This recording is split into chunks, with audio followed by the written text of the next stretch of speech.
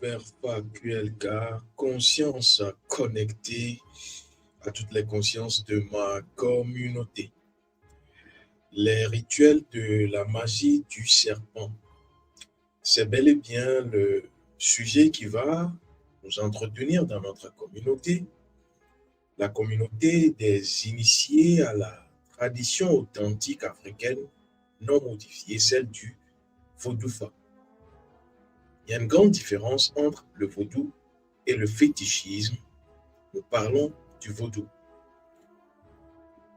Je suis Désert Kafara, initié prêtre de Fa, je suis arcaniste, mais aussi et surtout expert en sciences du rayonisme, la conscience. Je vais, dans cette nouvelle conférence première, évoquer avec vous un sujet très important. Le serpent et sa mystique dans la compréhension cosmogonique de la tradition africaine, authentique. Je vais ici commencer par vous dire que cette conférence première va avoir plusieurs chapeaux, plusieurs arrêts, comme d'habitude, mais nous allons commencer avec la compréhension. Puisque s'il faut parler du serpent, de sa magie et des rituels magiques du serpent, il faut comprendre c'est quoi la mystique du serpent dans notre tradition africaine. Et c'est pour cela que je vais vous poser la question, lorsqu'on parle du serpent, vous avez entendu parler du serpent dans plusieurs traditions. Est-ce la même compréhension lorsque vous êtes africain, lorsque vous revenez à notre communauté? Comment est-ce que l'initié africain comprend, appréhende le serpent? D'abord, je vais rappeler c'est qui l'initié africain. L'initié africain, c'est celui qui découvre sa nature, dans la grande nature, pour être en lien avec cette nature, en harmonie avec cette nature, à partir du fait qu'il observe, qu'il respecte les interdits de la nature.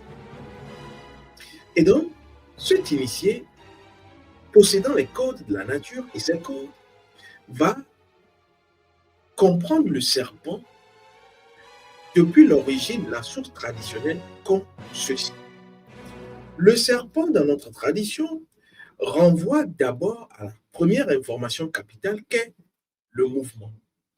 Lorsqu'on parle du serpent, ne voyez pas l'animal qui fait peur, ne voyez pas, je dirais, cette bête qui peut faire mal. Et pourtant, le serpent, dans notre tradition, renvoie dans la tradition initiatique du vaudou-fa au mouvement.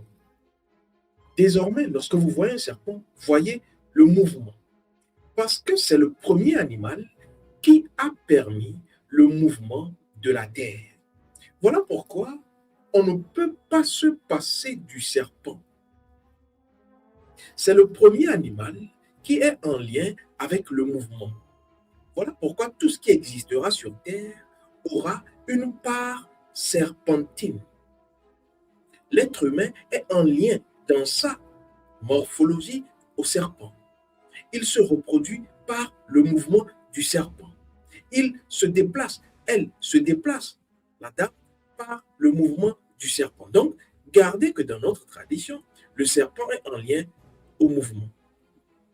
La deuxième compréhension, très importante, information qui est en lien à la mystique traditionnelle du serpent, c'est que qui parle de mouvement, vous le savez, parle d'onde.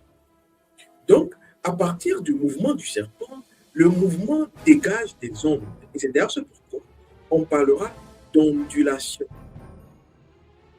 Vous aurez remarqué que lorsqu'on est en train d'avoir un appareil qui détecte le mouvement, lorsque vous devrez avoir, je dirais, un diagramme, c'est en ondulation, sous forme serpentine. Regardez par exemple les appareils médicaux pour voir si la personne est en vie.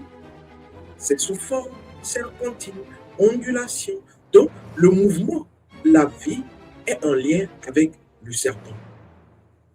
Et donc, qui parle de serpent, deuxième information capitale, est en lien avec l'onde et donc les ondulations.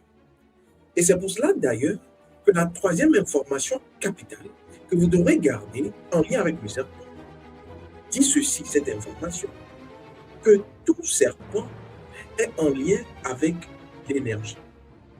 Alors, pourquoi est-ce que le serpent est en lien avec l'énergie?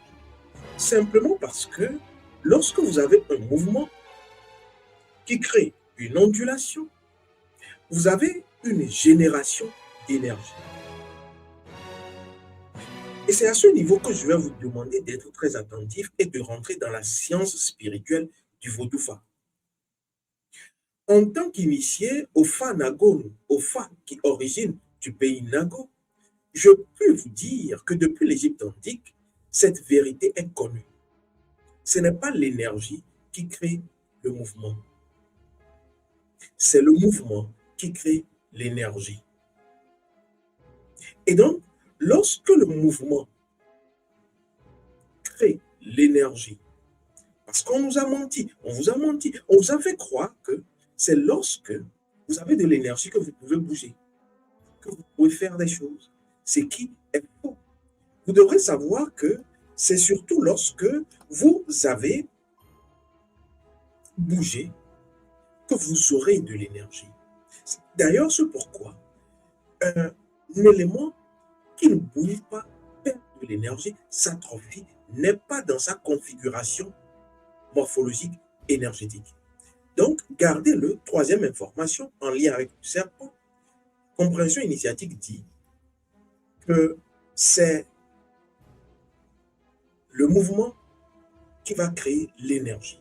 Et donc, le serpent, dans sa morphologie, à partir de son mouvement ondulatoire, va créer l'énergie, va être la première forme animale parmi tous les animaux. C'est d'ailleurs ce pourquoi il est célèbre, le serpent. On lui prête des mots, des intentions. Il faut comprendre. L'animal appelé serpent sera le premier animal, c'est pour cela que dans les traditions religieuses abrahamiques qui ont copié chez nous, on le mettra dans un jardin. Avec la création du monde, c'est dans leur genèse, simplement parce que c'est le premier animal. C'est le tout premier animal qui génère la vie. Et donc, son mouvement va créer une ondulation qui va donc donner de l'énergie. Et qui parle d'énergie va parler maintenant de vibration. Et c'est à ce niveau qu'il faudra être très attentif. Parce que lorsqu'on parle de vibration, il s'agit de quoi? Puisque la vibration est en lien avec le cerveau, dans la compréhension initiatique. Lorsqu'on parle de vibration, il s'agit d'une énergie en mouvement. D'un mouvement qui crée une énergie. Et donc, dès que vous avez cela, vous avez une vibration. Et la vibration va être émanée pour différencier dans plusieurs, je dirais, structures, les choses, les êtres, les situations, les événements, un message. Alors, vous devrez savoir que du côté, je dirais, de l'Afrique profonde, on vous dira quelque chose de très important. Et cette chose-là, vous devrez la garder. Le serpent, dans son énergie et dans son mouvement, renvoie à l'homme et à la femme. Le serpent renvoie à l'homme parce que lorsque vous regardez très bien l'organe sexuel reproducteur de l'homme, le phallus, il ressemble fort curieusement au serpent. Et donc, ça c'est le premier élément. Lorsque vous regardez la femme, vous allez dire non. Et là, c'est une initié qui vous parle. Non, la femme n'a rien à voir avec le serpent, que si. C'est d'ailleurs ce pourquoi. C'est la femme qui va être en contact, qui va amener l'homme à suivre la danse du serpent dans leur mythe, qui renvoie en réalité à un récit initiatique. La femme est en lien avec le serpent, je vous le démontre. Lorsque vous regardez le serpent a quelque chose de formidable. Et dans ce chapitre premier, je vais vous l'expliquer, c'est la mue. Le serpent va muer, donc va changer sa peau après une saison. Et la mue qui renvoie à l'éternité, c'est le symbole de l'éternité. C'est le symbole de la renaissance. La mue du serpent qui va changer sa peau et avoir une nouvelle peau. Cette mue-là est en lien avec la femme. Et qu'est-ce qui, au niveau de la femme, représente l'énergie serpent? Qu'est-ce qui, chez la femme, représente la mue du serpent qui a changé de peau? Question pour échantillon. Écrivez en commentaire. Non, dites-moi, selon vous, les plus illuminés ont compris, les personnes les plus conscientes ont rapidement compris. Il s'agit de quoi? Il s'agit des menstruations. À chaque moment, la femme qui représente en réalité, dans son énergie, la vibration du serpent va, au niveau des menstrues, changer. Donc, à chaque mois, la femme fait passer comme une mue une quantité de son sang qui la renouvelle. C'est d'ailleurs pourquoi vous remarquerez que lorsque les périodes menstruelles arrivent pour les femmes, la plupart sont elles sont un peu contorsionnées, elles ont des douleurs menstruelles. C'est naturel. Elles ne ressemblent plus à elles-mêmes. Mais une fois la période passée, elles deviennent plus éclatantes, plus belles. On dirait que c'est une nouvelle femme. On dirait qu'elle vient de naître. C'est la mue. Et c'est la preuve que la femme, dans son énergie spirituelle, est en lien avec une partie de l'énergie serpent. Et donc, la mue représentant, je dirais, l'éternité, le symbole de la renaissance au niveau de la femme, et le phallus de l'homme représentant quoi? La forme du serpent, les deux mis ensemble, les deux combinés, vont créer quoi? La vibration, l'ondulation, qui naît de quoi? Qui naît du rapport entre ces deux. Donc vous avez quoi? Vous avez la forme chez l'homme, vous avez le mouvement chez la femme, puisqu'il s'agit donc de mouvement lorsqu'elle enlève justement les impuretés, en guillemets, à partir des menstruations, et les deux vont créer la vie. C'est d'ailleurs pourquoi, lorsque un homme touche une femme, il émet un liquide, le sperme doit obligatoirement rentrer dans le sexe de la femme. Sinon, le serpent, l'énergie serpentine de l'homme, qui doit créer donc du mouvement pour que l'homme soit en vie, pour qu'il puisse justement dans ses projets avancer, ce serpent devient malade, ce serpent devient démoniaque et son énergie devient démoniaque. Pourquoi? Seulement parce que lorsque l'émission masculine, l'énergie, sperme qui est de l'énergie, rentre dans le sexe de la femme, qu'est-ce qui se passe? La femme récupère cette énergie de l'homme, cette semence, comme le fait de semer, et va garder cette énergie. Même lorsqu'il n'y a pas de grossesse, la femme garde l'énergie. C'est de l'énergie. La femme garde l'énergie de l'homme jusqu'au moment où elle va faire de nouvelles menstruations. Et quand elle va faire de nouvelles menstruations, au moment où le sang, ce que vous voyez du sang, c'est de l'énergie brute, le sang sort, ce sang menstruel crée quelque chose de vital chez l'homme, avec lequel la femme a couché. Lorsque les menstruations sortent, or le monsieur avait déjà couché avec la femme et donc a émis dans le sexe de la femme sa semence, son sperme. Au moment où la femme fait les menstruations, le monsieur se régénère. Le monsieur se régénère non seulement au niveau structurel du corps, mais au niveau structurel de son énergie. Et donc, le monsieur pourra être dans la vibration. Les projets marchent, les choses avancent. Oui, parce que les menstruations de la femme touchent également l'homme. Et donc, vous imaginez si la femme a été infidèle. Voilà pourquoi dans nos traditions africaines, on parle surtout de la fidélité de la femme, parce que c'est elle qui est le foyer. Quand je parle de foyer, ce n'est pas toujours forcément physique. C'est elle qui va être la matrice, qui va être la protection, la couverture spirituelle de son homme.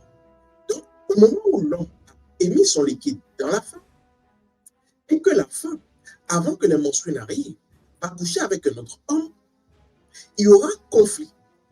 Elle couche avec 3 hommes, il y aura 3 conflits. Elle couche avec 4 hommes, il y aura 4 conflits. Et qu'est-ce qui va se passer lorsqu'elle aura des menstruations? L'énergie qui reviendra donc de facto à l'homme, au premier homme, sera divisée par 4. Et donc, non seulement c'est divisé par 4, mais c'est dénaturé. Parce que la structure vibratoire énergétique spirituelle de l'homme ne reconnaît plus ce qu'il a déposé. C'est comme vous plantez, vous mettez en sol une graine de haricot, et lorsque vous devrez donc récolter, vous remarquez que c'est du maïs.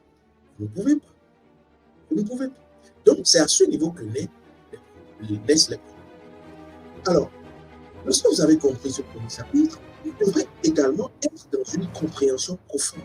Parce qu'ici, je vous donne la science qui est en lien avec le vaudou, c'est-à-dire la science du rayonnement de la conscience que j'ai élaborée et qui vous permet de détenir les codes et à partir de ces codes, vous recréez. Parce que lorsque vous maîtrisez la magie du serpent, vous pouvez vous recréer vous-même. Je dis bien, le serpent se recrée. C'est le serpent qui a créé, je dirais, véritablement sa propre force. Et donc, vous pouvez vous recréer et recréer tout ce qui est comme problème dans votre vie. Le boulot, l'argent. Le serpent en lien avec l'argent, j'en parlerai. Et donc, je vais maintenant vous dire que le serpent est dans, je dirais, tous les mondes. Pourquoi est-ce que je dis que le serpent est dans tous les mondes? Vous allez comprendre. Si j'ai parlé de la vie, j'ai parlé du sexe, j'ai parlé de l'homme, là où c'est encore très important, j'ai parlé du symbole de l'éternité, la mue qui est en lien avec la femme. Si un homme doit durer sur la terre, ça dépend de sa femme. Ou je vais être encore cruel, ça dépend des femmes qu'il fréquente. Est-ce que la mue, qui est encore la menstruation, est saine? Et donc, à ce niveau, tous les mondes et toutes les formes sont en lien. Il n'y a aucune forme qui existe sur Terre qui ne soit en lien avec le serpent. Et dans tous les mondes qui existent, quand je parle de monde, je parle des dimensions spirituelles, le serpent est présent. Ça me rappelle une histoire qu'une personne m'a racontée, une personne qui avait un problème avec, je dirais, un serpent, en réalité la phobie des serpents, et qui, à chaque fois qu'il pense au serpent, il arrête ce qu'il fait net. Cela prouve quelque chose. Et vous allez comprendre lorsque je finirai cette conférence. Alors, donc vous avez compris que le serpent est en tout. Le serpent est dans tout et dans tous les mondes, dans toutes les dimensions. Alors, le serpent, étant l'énergie brute, n'a pas une connotation. Je prends l'exemple. Si vous avez de l'énergie, vous pouvez utiliser cette énergie comme ce que je suis en train de faire. Vous faites une conférence pour parler. Vous allez dire que c'est bénéfique. Ou vous allez utiliser cette énergie pour donner un uppercut à une personne, boxer une personne. Et donc, c'est à ce niveau qu'on parlera de nature démoniaque du serpent. Donc, le serpent, à la base, est neutre, dit la tradition du Voodoo, l'ancien du règlement de la conscience. À quel moment deviendra-t-il le serpent démoniaque? Vous allez comprendre dans la suite. Et c'est à ce niveau que je vous dirai qu'il y a un serpent qui sera un serpent lumineux. Un serpent divin, oui, et il y a un serpent qui sera utilisé selon la nature, qui sera donc un serpent démoniaque, diabolique, satanique.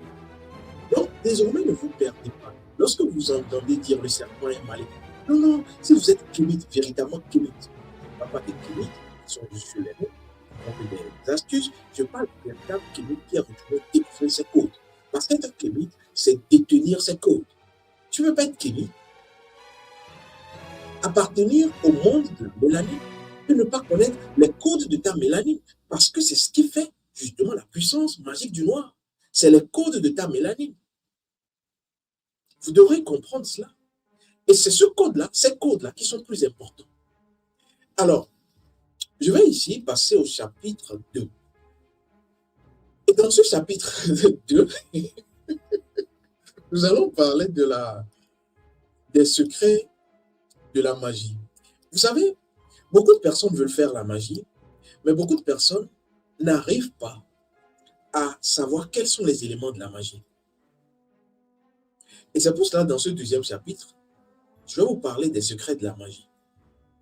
D'abord, c'est quoi la magie? Si vous m'avez bien compris, dans le chapitre premier, le serpent est en lien avec l'énergie.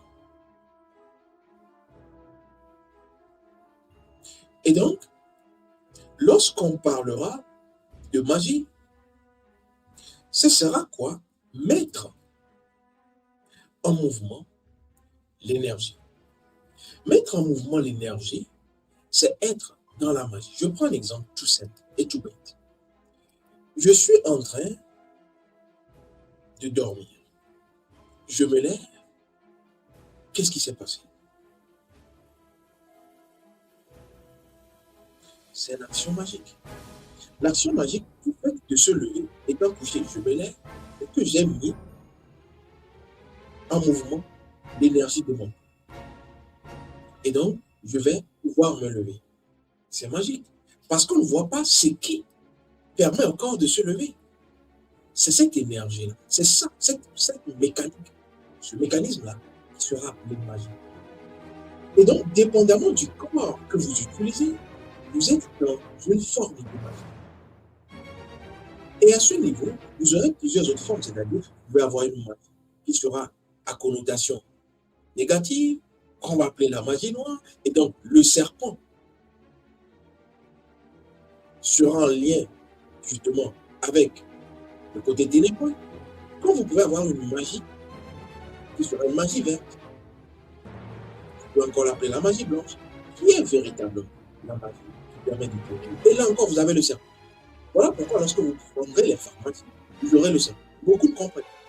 Vous allez comprendre dans cette conférence. Et donc, lorsqu'on veut faire la magie, par exemple à notre école, je dis souvent en conscience à mes disciples, à mon école, que vous devrez faire quoi? Magiter. La méditation n'est pas ce qui est plus important, parce que la méditation ne met pas en mouvement votre âme. Et donc, ne met pas en mouvement directement votre énergie spirituelle. Quand je parle d'énergie spirituelle, je parle de l'énergie spirituelle codifiée. Avec quoi est-ce que vous méditez? Vous vous concentrez simplement, vous visualisez. Non, ce n'est pas comme cela la méthode africaine. La méthode africaine s'appelle la magie d'action. Et donc, permet de mettre en mouvement ton énergie. Et donc, tu dois aller connaître ton énergie. Et ensuite, en connaissant ton énergie, tu développes ta conscience et donc ton cas, ta vitalité. Et tu sais maintenant comment manipuler ton énergie. Lorsque tu ne maîtrises pas ton cas, c'est d'ailleurs ce pourquoi nous sommes des kamatés, des kamites. Nous sommes l'être premier qui maîtrise le cas. Lorsque tu ne maîtrises pas ton cas, tu ne pourras rien faire dans ta vie. Et donc, la magitation te permet de faire de la magie. La magie, c'est quoi? C'est mettre en mouvement l'énergie, toute énergie. Et donc, à ce niveau, il y a des informations capitales que je vais vous donner. Et ces informations sont en lien avec les fondements de la magie. Comment faire de la magie? Si vous avez compris c'est quoi la magie, maintenant, comment faire de la magie? La magie, c'est mettre en mouvement ton énergie. Alors, à ce niveau, vous aurez besoin de quelque chose, le pouvoir de votre conscience. Lorsque je me lève, je reprends mon exemple. De mon lit, si j'étais en sommeil, je me lève. Si je me lève et que je suis conscient du fait que je me suis levé, je suis dans une magie qui utilise le pouvoir de la conscience latente. Parce qu'en toute chose, il y a une conscience, il y a deux consciences. Il y a une conscience latente. Et donc, je me lève, je suis conscient que je me lève. Mais il y en a encore qui vont se lever sans savoir qu'elles se sont levées, ces personnes. Oui. Il y en a qui mangent sans savoir qu'elles mangent. Oui. Donc, ces personnes ne sont en réalité plus dans la vie. Je n'ai pas dit ne sont pas en vie. Vous pouvez être en vie, mais ne pas être dans la vie. La nuance. Et donc, vous devrez d'abord commencer par appréhender le pouvoir de la conscience latente qui existe dans tout. Comment? Faire la magie à partir du mouvement de l'énergie, votre énergie, à partir du pouvoir de la conscience. revient à être conscient de toutes vos pensées, de toutes vos paroles et de toutes vos actions. Donc, je reprends mon exemple. Quelqu'un qui se lève sans savoir qu'il s'est levé, qui n'est pas conscient du mouvement, est dans la zone rouge. Attention. Quelqu'un qui se lève et qui sait qu'il est en train de se lever est en train d'utiliser la magie latente. Parce qu'à ce niveau, il ne sera pas encore dans l'opération, dans, je dirais, le déclenchement des forces de la nature. Il sait qu'il s'est levé. Il sait qu'il est en train de se lever. Il utilise le pouvoir de la conscience latente. Maintenant, vous devrez aller rechercher quelque chose de très important que j'appelle le pouvoir de la conscience active. Je reprends toujours mon exemple. Comment utiliser le pouvoir de la conscience active, qui est le pouvoir de la conscience spirituelle? Parce que dire que je sais que je mange ne change rien à mes problèmes. Mais dire que je sais que je vais manger pour obtenir quelque chose à partir de l'énergie que je suis, de la conscience que je suis, qui m'a dévoilé mes codes, change toute la donne. C'est ce que j'appelle la conscience au carré, la conscience active, la conscience de sa conscience. Et donc, à ce niveau, je suis en train de me lever, mais à partir de ma conscience et donc des codes de ma conscience, parce que toute conscience est un code. Lorsque je veux me lever, je connais mes codes, ma conscience première, ma conscience éternelle, mon cas. Je vais donc évoquer mon cas, dire à mon cas, donc au code, puisque c'est le code qui sera en lien avec le serpent, c'est ça qui permet l'énergie, le mouvement et tout. Je dirai donc au code, à mes codes. Par exemple, dans le Vodoufa, à mon signe initiatique, Polydouffa, et toutes les autres informations que je fais ce tact pour obtenir ceci. Et c'est à ce niveau que la magie s'opère. La magie que vous voulez voir, les choses changent, les problèmes deviennent lumière, les opportunités, l'argent vient. C'est à ce niveau. Ce n'est pas au niveau de la conscience, dans l'intention. Tous ceux qui vous disent l'intention, machin. L'intention a toujours été manipulée par le souci. Et c'est pour cela que les sectes et autres vous parleront de l'intention, vous parleront du fait que vos pensées sont plus importantes. En réalité, ce n'est pas ça. Avant la pensée, avant l'intention, il y a eu quoi? C'est là-bas qu'il faut retourner. Parce que là-bas, personne ne peut modifier. Avant l'intention, il y a eu ce que vous êtes qui a créé l'intention.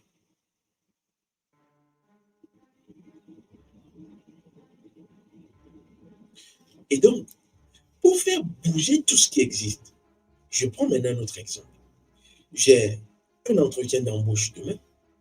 Je veux influencer à partir de la magie.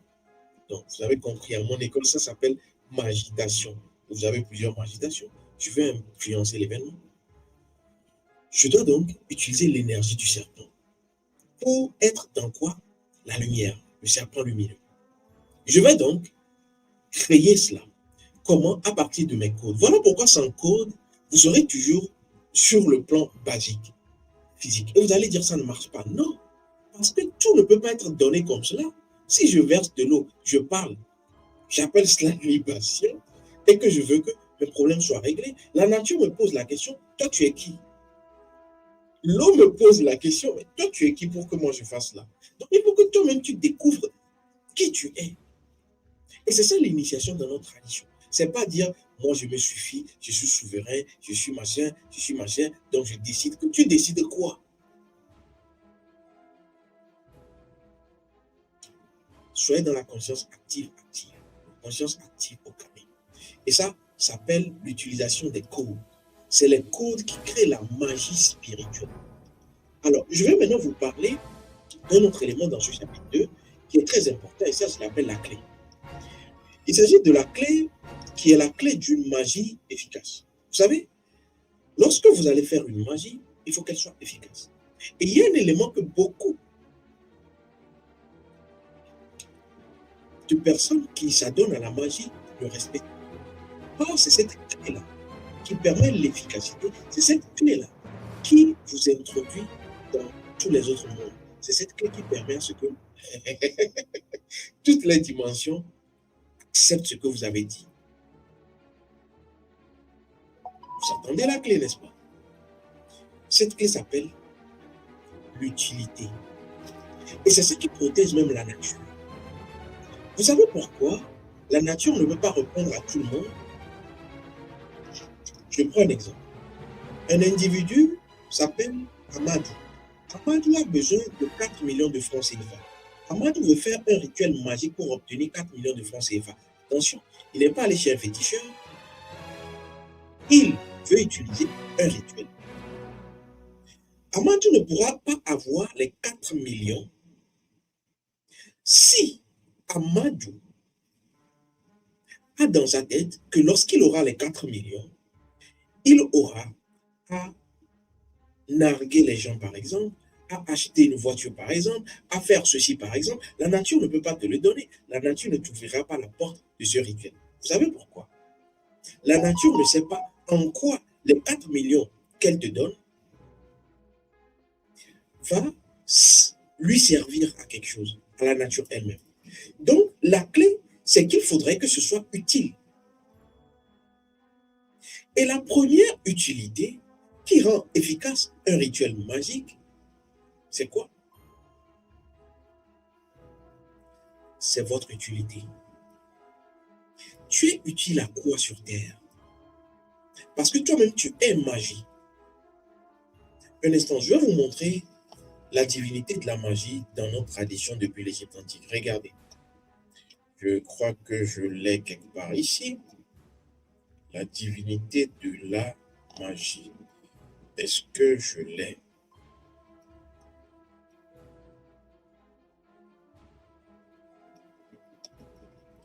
Non, je ne l'ai pas ici. J'aurais bien voulu vous la montrer, cette divinité. Attendez, je vais voir.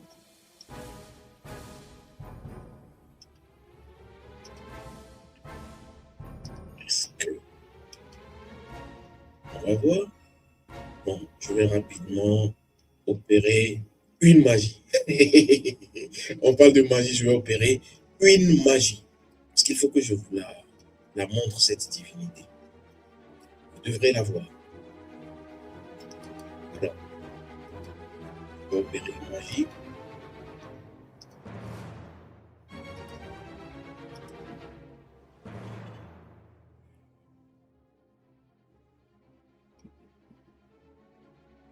Un instant. Nous sommes dans du direct, c'est du live. Je ne fais pas des montages. Pour ceux qui pensent qu'il y a des montages ici, il n'y a pas de montage. Je fais que du live. Je suis journaliste, je ne connais que le live. Pour avoir présenté le journal pendant, renseignez-vous un peu, pendant plusieurs années, je ne peux jamais faire du montage. Alors, est-ce que je peux retrouver cette image? Je crois que d'ici la fin, je vous ferai voir cela.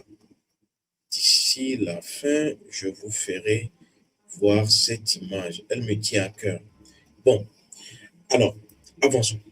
Donc, vous devrez savoir que lorsqu'on parle de la magie, l'efficacité dépend de l'utilité. Pourquoi vous le faites? Est-ce que toi-même tu es utile? Pourquoi est-ce que tu es sur Terre? Voilà pourquoi je vous parle des codes magiques. Et les premiers codes magiques sont votre mission d'âme, votre mission de vie. Le deuxième code magique est votre mission ancestrale, parce que toute magie rentre en contact avec toutes les dimensions. Vous allez comprendre vers la fin. L'autre code sera en lien avec le code spirituel du sang de ta famille. C'est tout ça qui permet la protection. On a mis des personnes qui ont fait des rituels qui sont devenus fous. L'autre code sera le code spirituel de ton sang, qui est en lien avec tes incarnations précédentes. Il y a encore plusieurs autres codes. Et donc, à ce niveau, ce qui est très important à garder, c'est justement le fait que ce que tu es en train de vouloir doit être utile. Au-delà de cela, toi-même, la nature, puisque c'est les mouvements, la nature, pour t'amener ce que tu as demandé, doit savoir que cette chose-là, elle te l'apporte parce que toi-même, tu es utile à cette nature. Comment être utile à la nature? C'est découvrir ce pourquoi vous êtes là. Et ensuite, utiliser cela à partir des codes. Et ce sont ces codes-là qui vont mettre en mouvement les choses, les êtres, les situations et les événements pour que vous obteniez, in fine, ce que vous désirez. Voilà comment la magie marche. Et donc, à partir des codes. Lorsque j'ai parlé donc de la clé qui est donc la clé de la magie efficace, je vais donc vous dire que c'est ce qui fait que beaucoup de personnes font de la magie noire sans savoir. Et là, on va parler d'apprenti sorcier. C'est qui un apprenti sorcier? C'est quelqu'un qui fait de la magie sans les codes. C'est l'équivalent de quelqu'un qui ne sait pas conduire, qui n'a pas le code de la route, qui n'a aucune information des codes du chauffeur et qui prend une voiture et qui se lance sur le boulevard. Vous avez compris. C'est ça la magie noire. Et c'est d'ailleurs ce pourquoi les féticheurs utilisent quoi? Des éléments magiques et vont créer la sorcellerie, par exemple, c'est de la magie sans code. Parce que celui qui détient le code, c'est les prêtres. Et l'initié qui s'initie au niveau des prêtres détient forcément des codes.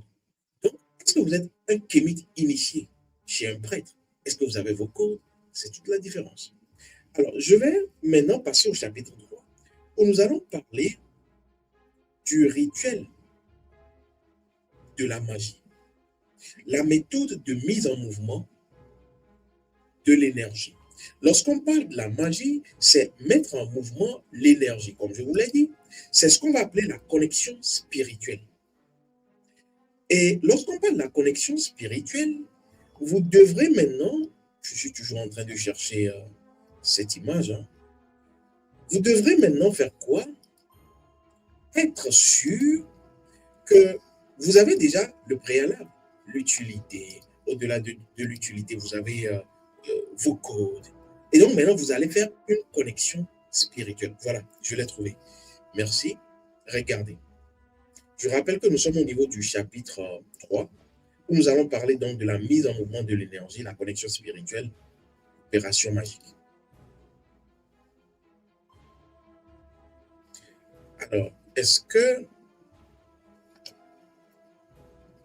je peux, voilà, je l'ai, mais pour vous l'amener, je vais donc rapidement voir si c'est possible de vous l'afficher.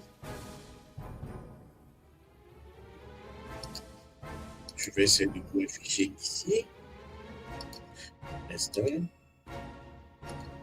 Je vous l'affiche ici. Regardez, la magie a été opérée. Non, pas du tout. Voilà, vous l'avez. Vous l'avez, merci. Alors, vous avez ici la divinité de la magie. Voilà pourquoi je cherchais cette image. Vous avez la divinité de la magie, et cette divinité tient quoi? Un serpent. Un serpent. Et de l'autre côté, le bâton de commandement. Si vous l'avez vu, j'ai plus rien à dire. Le serpent. Alors, je vais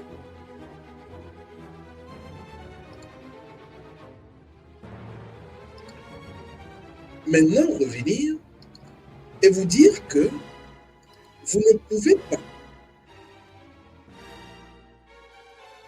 vous ne pouvez pas être dans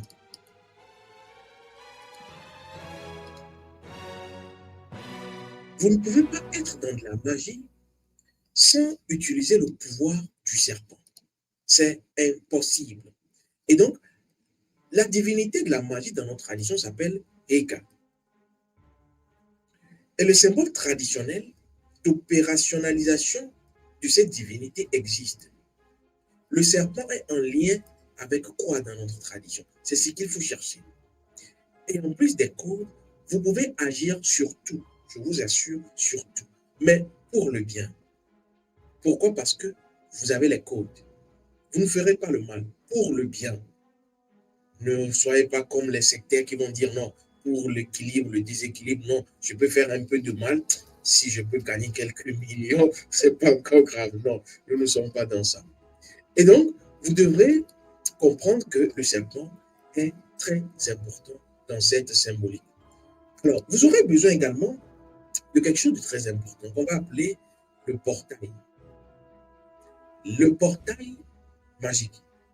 Lorsque vous avez utilisé vos codes spirituels, vous avez utilisé, avec la compréhension du serpent que je vous ai donné, les informations. Ce qui est très important également, vous avez utilisé également la clé d'utilité et autres, ce qui est très important, c'est de connaître à quel moment vous faites le rituel. Certaines personnes, parce qu'elles ne connaissent pas le moment auquel il faut faire un rituel. Et la nature fait bien les choses. Lorsque vous vous approchez un initié qui est prêtre, il pourra vous dire à quelle période faire telle ou telle opération magique. Je prends par exemple la cérémonie du fat.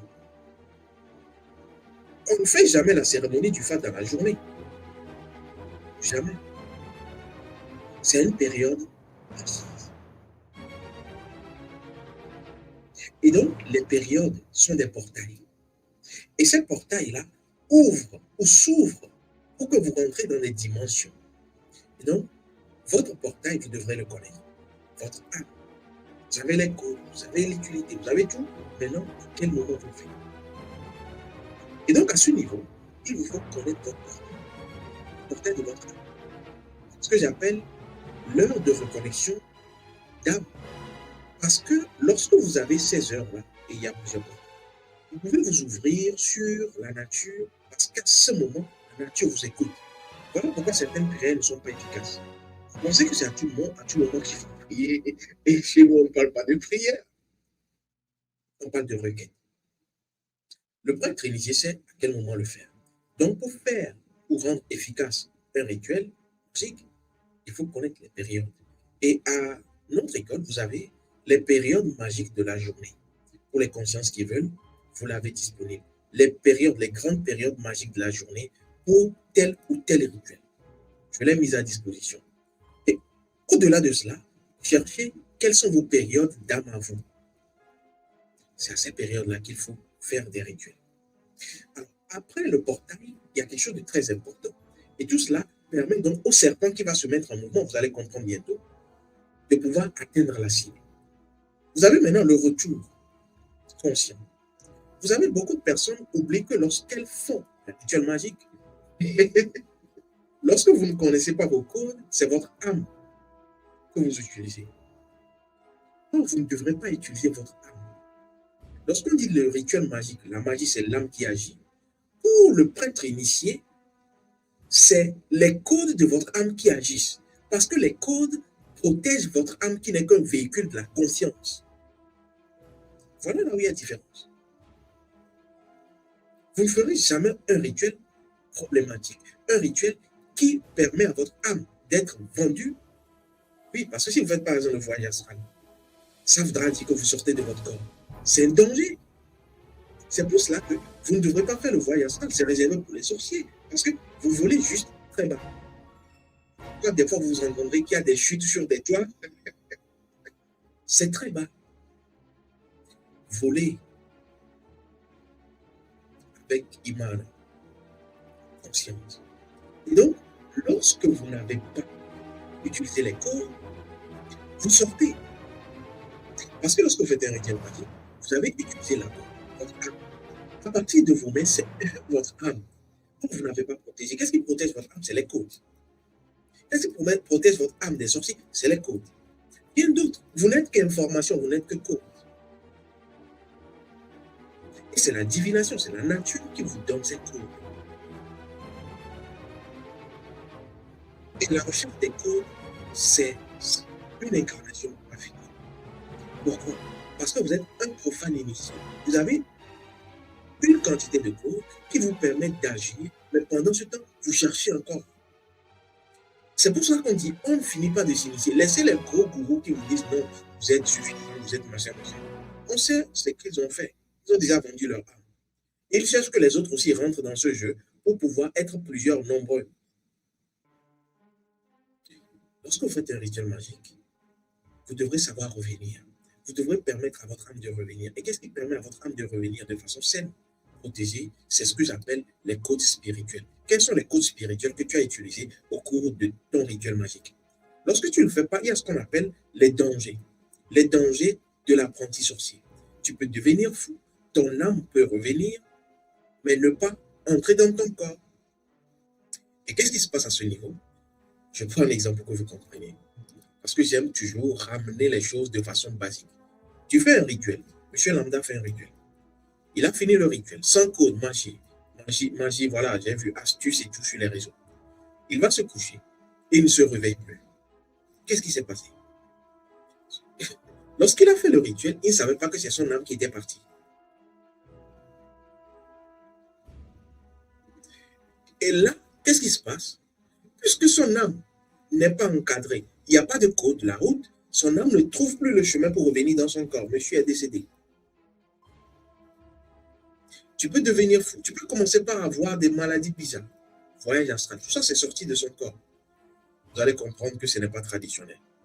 Et donc, à ce niveau, ce que vous devrez faire de très important, c'est de trouver les éléments du voyage qui sont en lien avec le but du voyage. C'est pour cela que je parle du retour à qui vous êtes. Le voyage de la conscience et non le voyage astral qui est le voyage de l'âme. Alors, nous allons poursuivre notre conférence. À ce niveau précis, je vais maintenant vous dire qu'il faudra être dans la capitalisation des informations. Et lorsque je parle de capitalisation des informations, je vais profiter pour ouvrir le 4e chapitre. Et le 4e chapitre va nous mettre en plein pied dans les rituels magiques du serpent. J'ai fait tout cela pour que vous compreniez tout ce qui est en lien avec les aspects magiques. Et c'est quoi le serpent? Chapitre 4, les rituels magiques du serpent. Nous allons maintenant parler des plans d'action du serpent ou des champs d'action du serpent. Vous avez compris qu'à chaque fois qu'il y a un mouvement, il y a un serpent intérieur. Oui, à chaque fois qu'il y a un mouvement, il y a un serpent. Quelle est la nature du serpent? Alors, les plans d'action du serpent. Je vous ai fait comprendre que le serpent est en lien avec l'énergie. Où est l'énergie? L'énergie est partout. L'énergie est dans tout. Donc, le serpent est partout et le serpent est en tout. Maintenant, là où vous devrez aller chercher la vérité, qui sera la vérité qui change la donne, c'est les dimensions dans lesquelles on retrouve le serpent. Vous savez déjà qu'on retrouve le serpent sur le plan, je dirais, physique, et c'est ce que vous connaissez. Or, le prêtre initié sait que le serpent n'est pas que sur la terre. D'ailleurs, lorsque vous vous faites mordre par un serpent, c'est que vous avez un déséquilibre au niveau de votre énergie spirituelle.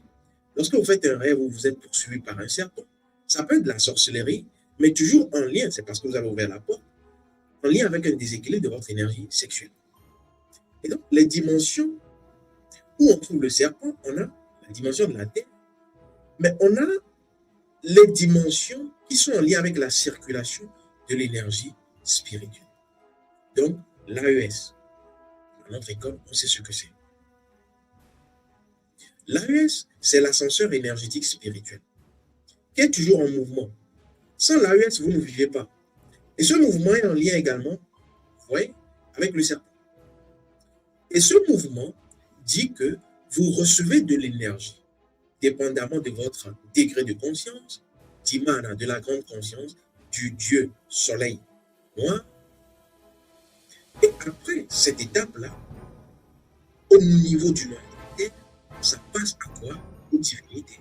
Ensuite, cette énergie passe au niveau des ancêtres, ensuite passera au niveau des défunts, et vous l'aurez sous vos pieds. Donc vous avez un serpent qui quitte Imana. Je vous parle des dimensions où le serpent existe. Qui quitte Imana. Le serpent lumineux. Qui sera donc au niveau du serpent divinitaire, au niveau du corps divinitaire, et on va dire la divinité serpent.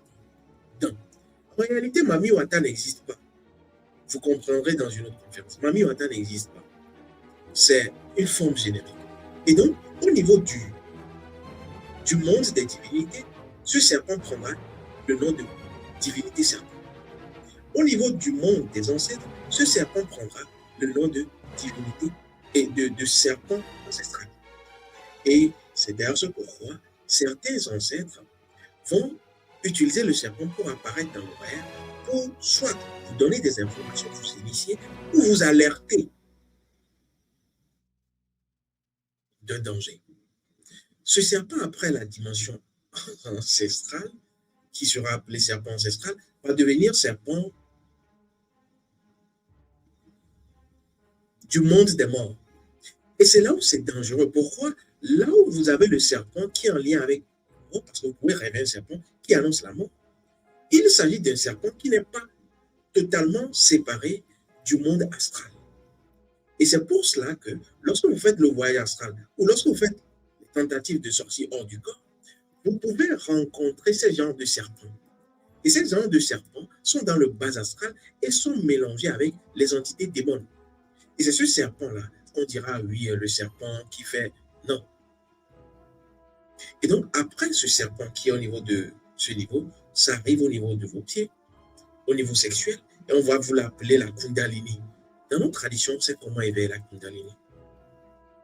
Ce n'est pas des histoires de... J'ai fait le yoga Kundalini pendant des années. On sait comment on éveille, on entretient la Kundalini.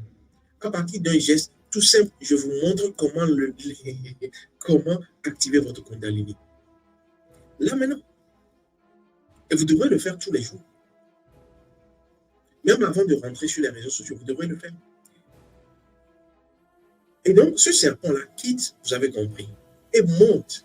Et quand ce serpent arrive au niveau des pieds, et c'est pour cela que vous pouvez être mordu par un serpent physique, parce que vous avez un déséquilibre avec tous les autres mondes, toutes les autres dimensions. Donc, ce serpent-là sera un serpent physique qui va vous mordre, qui va vous attaquer. Et les sorciers, étant dans le monde astral, qui n'est pas loin du monde physique, vont, au niveau astral, agir, prendre la forme de serpent astral, et donc communiquer avec un serpent physique pour venir vous attaquer. Vous pouvez voir des serpents qui apparaissent, mais qui en réalité ne devraient pas être là, dans votre rêve comme dans votre maison. Faites attention. Et donc, le serpent pourra vous mordre. Ce serpent pourra vous mordre. Et donc, ce serpent-là sera maintenant, pour celui qui est dans l'initiation traditionnelle, codifié, le serpent qu'on va appeler le serpent qui soit au niveau du cerveau, au niveau du troisième œil. C'est pour cela en réalité, tous les exercices pour ouvrir le troisième œil, c'est zéro si vous n'avez pas maîtrisé toutes les dimensions. Si vous n'avez pas les codes et vous ne savez pas faire la magitation de retour à la conscience primordiale, qui est une des magitations de notre école. Vous comprenez un peu?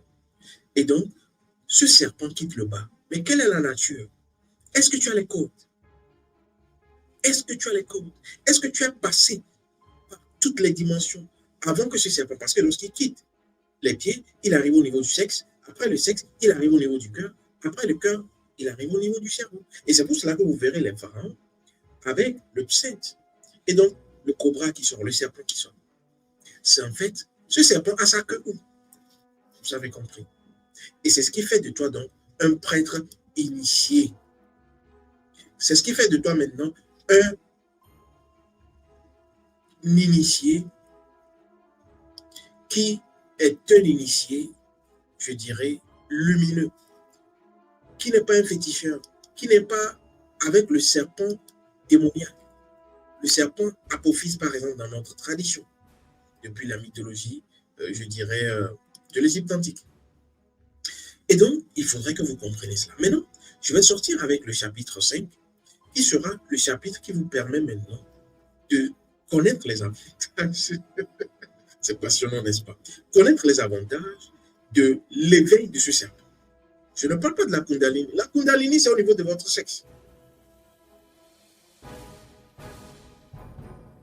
La Kundalini n'est qu'au niveau de votre sexe. C'est à ce niveau que ça commence.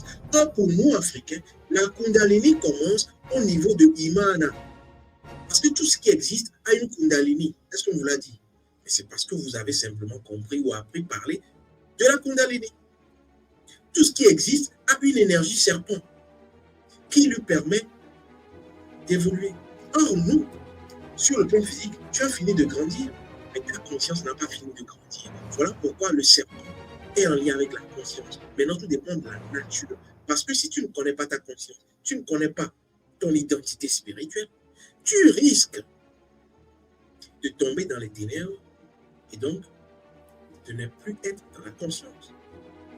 Tu es dans la conscience démoniaque. Le serpent,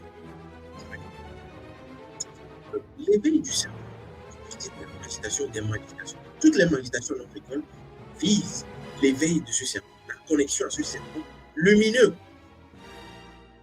Maintenant, pourquoi l'éveiller?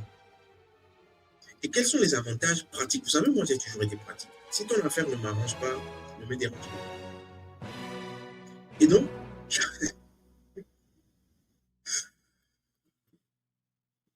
j'ai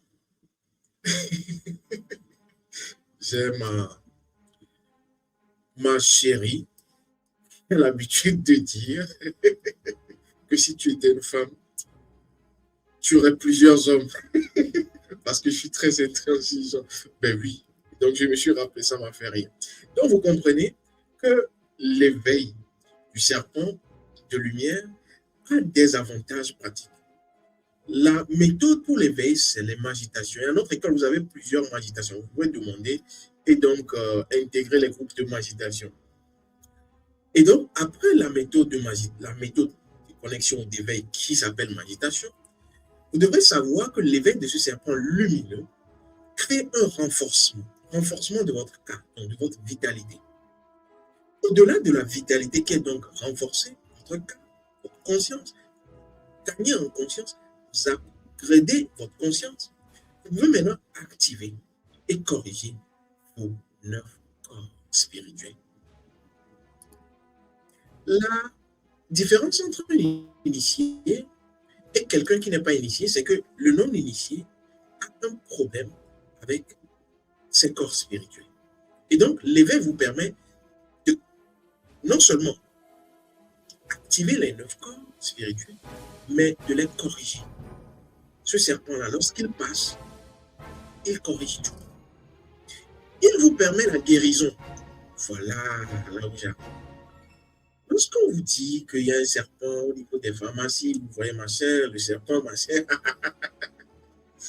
est-ce que vous savez que vous pouvez, lorsque vous connaissez la méditation, ou toute forme de méditation, lorsque vous êtes en lien avec les inclinaisons de la Lune, créer un mouvement au niveau de votre énergie sanitaire, qui n'est rien d'autre que votre système immunitaire. La santé, c'est le système immunitaire, ce n'est rien d'autre. Et donc, il y a une période de la Lune, et dépendamment des périodes, vous devrez savoir comment agir sur votre immunité. Lorsque la Lune est décroissante, ça renvoie autre chose. Lorsqu'elle est croissante, ça renvoie autre chose. Lorsqu'elle est pleine, ça renvoie autre chose. Et vous devrez savoir, au niveau des méditations, comment moduler cela, comment le serpent doit se comporter. La guérison. Cela vous permet la richesse. Pourquoi? Parce que toutes les dimensions par lesquelles le serpent passe sont également les dimensions par lesquelles le serpent activé, lumineux, va aller chercher les éléments de richesse. Les trésors. Les trésors n'ont jamais été en haut. Les trésors sont toujours enfouis dans la terre. Je n'ai pas trop de temps. Vous pouvez maintenant commencer également par missionner dans l'invisible ce serpent. Et la mission invisible du serpent est très importante. Vous pouvez ne pas avoir le serpent comme animal totem. Faites très attention. Faites très attention. Même si vous ne l'avez pas comme animal totem, vous avez une part de serpent en vous. Et si vous êtes humain, puisque je vous ai dit que tout ce qui existe a une part de serpent, le serpent devrait savoir l'utiliser. C'est votre énergie spirituelle, c'est votre énergie sexuelle, c'est votre énergie ancestrale, dépendamment du monde dans lequel ce serpent est. Et donc, lorsque vous l'activez, vous l'éveillez, vous faites les méditations, il y a également à notre école un canevas qui vous permet, un protocole qui vous permet de faire, de le missionner. Puisque vous avez déjà éveillé toutes les dimensions, la mission sera très facile, mais avec des codes. Attention. Voilà ce que je voulais partager avec vous en ce qui concerne les rituels de la magie du cerveau. Pour toutes les consciences qui m'ont suivi et qui ont des questions, vous avez mon numéro en pied d'image. Le numéro est en pied d'image. Pour toutes les personnes conscientes qui veulent pratiquer des informations clés dévoilées dans cette conférence, demandez simplement, quand vous m'écrivez, je veux ceci. Donc, notez, parce qu'il y a beaucoup de personnes que je suis. Notez exactement ce que vous voulez. Et si vous voulez tout, notez tout. Ne venez pas pour qu'on échange encore sur ce que j'ai déjà dit. Notez ce que vous voulez. Et contactez-moi en me disant, Maître DJ Kafara, voici ce que je veux. Et c'est plus simple pour moi pour la prise en charge. Parce que je fais toujours des suivis. Voilà ce que j'avais à partager avec vous. Ok. Que la conscience ancestrale brillante, Père Fa, Fielka.